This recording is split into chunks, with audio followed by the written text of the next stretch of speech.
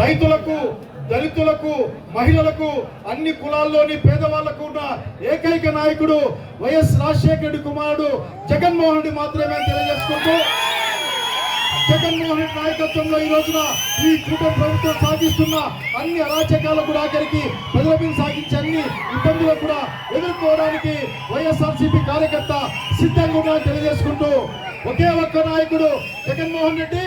జగన్ కోసం మనమంతా పనిచేస్తాం. జగన్ కోసం మనమంతా పనిచేస్తే జగన్ కోసం పనిచేస్తాడు.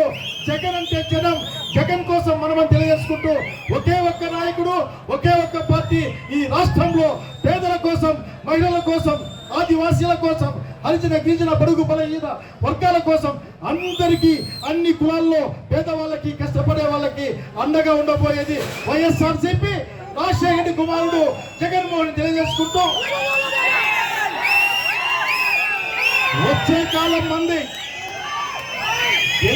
ఆల్రెడీ వచ్చే ప్రభుత్వం వైఎస్ఆర్ కాంగ్రెస్ పార్టీ ప్రభుత్వం.